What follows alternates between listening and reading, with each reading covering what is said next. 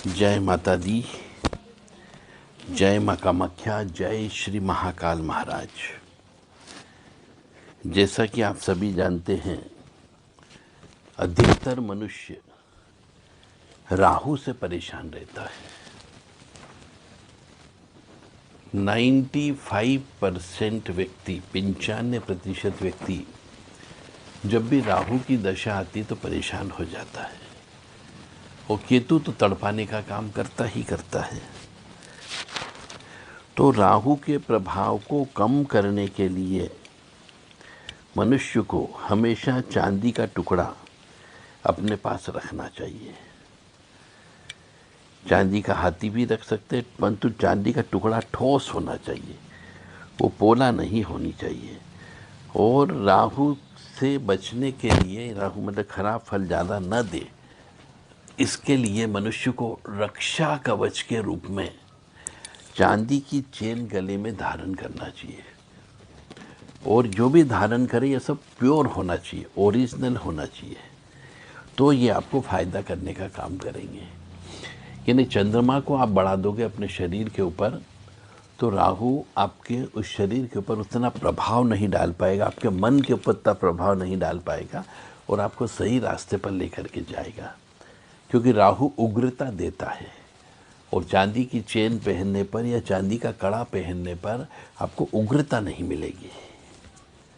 तो आपको चांदी की चीज़ें ज़्यादा से ज़्यादा अपने शरीर पर धारण करना है, जिससे राहु प्रभाव खराब नहीं देगा। एक और विशेष बात कि यदि आपको लगता है कि आपका राहु खराब है तो उससे बचने का तरीका ये रहता है कि जो भी पैसा आप कमाएं उसका 10% हिस्सा श्री हरि विष्णु जी के कार्य में लगा दें। श्रीमद् भागवत कथा महापुराण करवा लें,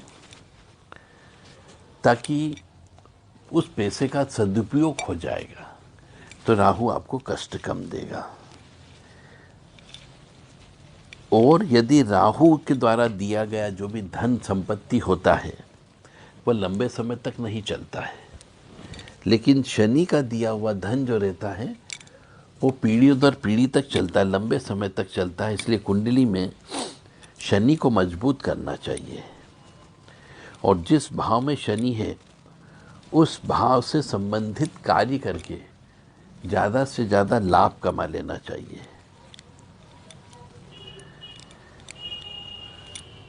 किसी बच्चे का जन्मदिन आता है, मैंने कई मनुष्यों को देखा है कि वो जन्मदिन के दिन केक काटते हैं। तो एक तो चक्कू उसके हाथ में आ जाता है, बच्चे के हाथ में कटिंग करने का काम करवाते हैं आप लोग, उसके ऊपर दीपक या मोमबत्ती लगा करके उसको बुझवाने का काम करते हो, बुझा देते हो फूंक से। इस तरीके से ये कृत्य करने से, और केक जो अंडे का बना हुआ होता है, केमिकल का बना हुआ होता है, उसको आप काटने का काम करते हैं, तो इससे राहु प्रभावित होता है। राहु प्रभावित होने का मतलब हो गया एक तरीके से आपका राहु खराब हो जाता है। तो बच्चे का बर्थडे आप इस तरीके से मत मनाइए, क्योंकि आज के ज़माने में एक चलन चल पड़ा है कि एक तो रात को 12 बजे बर्थडे मनाना, उससे भी राहु खराब हो जाता है। यानी आप लोगों ने राहु को खराब करने के लिए कोई कसर नहीं छोड़ी और फिर रोते रहते जब बच्चे को कुछ हो जाता है तो मारे मारे फिरते हैं कि साहब बच्चा हमारा सुन नहीं रहा है, बच्चा शराब पी रहा है, बच्चा अपनी मर्जी से चल रहा है। गलती तो माता पिता ने की और रोना भी फिर उन्हीं को पड़ेगा। बच्चा तो रोएगा ही रोएगा, परंतु माता पिता भी रोते हैं और भटकते हैं, फिर कुंडली दिखाते फिरते हैं, पूजा पाठ कराते रहते हैं और फिर कोई फर्क नहीं पड़ता, क्योंकि राहु सिर पे बैठ जाता है। एक तो बच्चे की मनमानी, बच्चे का हट आप पूरा करते हो, वहीं से राहु खराब होना चालू हो जाता है।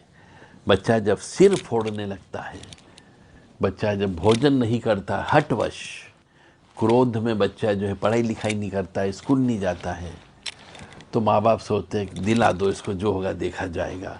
तो उसकी हट आप पूरी करते हो, यह भी राहु का लक्षण होता है। तो आपके द्वारा ही बच्चे के ऊपर राहु की चादर चढ़ाई जाती है।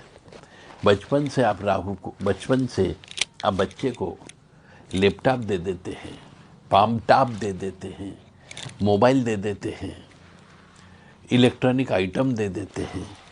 तो ये इलेक्ट्रॉनिक आइटम क्या है? ये राहु का प्रतीक है। तो बच्चे को जन्म से ही आप एसी में रखते हो, टेबल लैंप में पढ़ाई करवाते हो,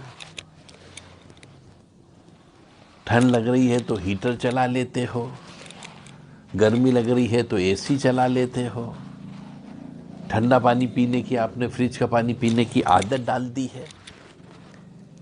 तो ये सब, और ओवन में खाना बनाने लगे हो, ये सब राहु इसमें प्रभावित होता है और राहु बढ़ता है।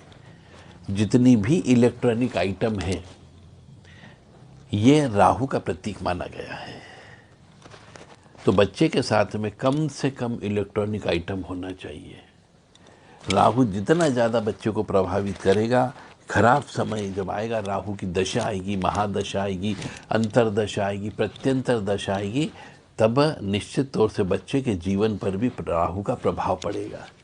राहु नशेबाज है, राहु सटोरिया है, तो वो सट्टा भी लगा सकता है, उसमें भी पैसे बर्बाद कर देगा आपके, नशा भी करेगा, शराब भी पिएगा, सुरा सुंदरी का प्रयोग भी करेगा, उसमें भी पैसा बर्बाद करेगा। और राहु नॉनवेज भी खाने में इंटरेस्टेड रहता है। तो जिंदगी में आप बच्चे के साथ में बचपन से ही राहु को बढ़ाते जाते हो, और जैसे ही जब राहु की दशा आती है तब आपका बच्चा पागल हो जाता है, हिंसक हो जाता है, बलात्कारी हो जाता है, और फिर माँ बाप रोते हैं।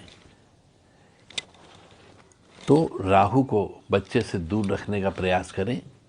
यदि जन्मदिन भी मनाते हो तो भारतीय संस्कार, संस्कृति, परंपरा, रीति रिवाज और मान्यताओं के अनुसार बर्थडे को मनाइए, केक मत काटिए।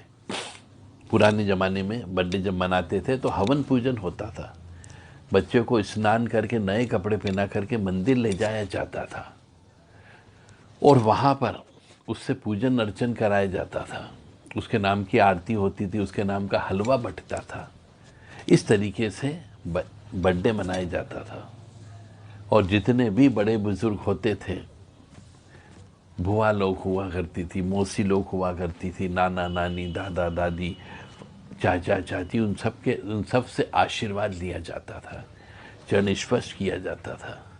आजकल आपने तो हेलो हाय करना सिखा दिया, चरण स्पर्श करना आप भूल गए, तो भी राहु बढ़ जाता है।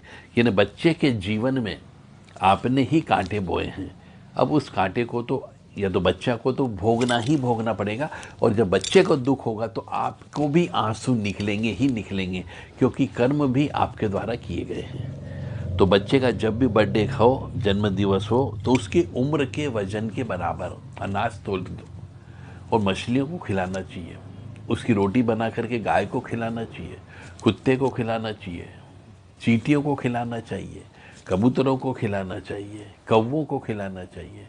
इससे उसका भाग्य बढ़ता है। केक काटने से तो भाग्य कटता है। एक भाग्य बढ़ाता है भारतीय संस्कार संस्कृति, और एक भाग्य को काटने का काम करती है। तो आप लोग जो है अपने बच्चे का भाग्य खुद कटवाते हो उसके हाथों से, अग्नि को बुझा करके। तो मेरी आप सबसे विनम्र निवेदन है कि जो पाश्चात्य संस्कृति के अनुसार जो रात को बर्थडे मनाने लगे 12 बजे के बाद, एक तो पूर्णतः गलत है। दूसरा, आप लोग जो केक काटने लगे हो ये पूर्णतः गलत है। और जो मोमबत्ती रहती है, अग्नि जो प्रज्वलित होती है, उस मोमबत्ती को जो फूंक से बुझवाने लगे हो, यह भी आप अपने बच्चे का भाग्य कटवाते हो। अग्नि को हमारे यहाँ देवता बोला गया है, अग्नि को भगवान बोला गया है। आपके शरीर में भी अग्नि है, बच्चे के शरीर में भी अग्नि है। यदि उस अग्नि यानी आत्मा, मनुष्य का शरीर गर्म होता है वो अग्नि की वजह से होता है। अग्नि की वजह से ही हम जो भोजन खाते हैं वो पकता है, पच जाता है, जल जाता है, जठाग्र अग्नि बोलते हैं उसे। और अग्नि की वजह से ही मनुष्य के अंदर काम वासना उत्पन्न होती है। ये आग होती है, आग। तो आप यदि अग्नि का इस तरीके से अनादरण करते हो, अग्नि को फूंक से बुझाते हो, तो आप एक तरीके से भगवान का अनादरण करते हो। तो वो अग्नि देवता जब भी समय मिलेगा, जब भी मंगल का समय आएगा, सूर्य का समय आएगा, निश्चित तौर से आपके जीवन में कष्ट की प्राप्ति अवश्य होगी, क्योंकि वो भी समय का इंतजार करते हैं। फिर आप कहोगे मेरे बच्चे ने तो कोई गलत काम नहीं किया, हमने भी किसी का गलत काम नहीं किया, हमने किसी की संपत्ति जमीन जायदाद को नहीं हड़पा, किसी की आत्मा को नहीं दिखाया, भगवान हमारे बच्चे को ऐसा क्यों कर दिया।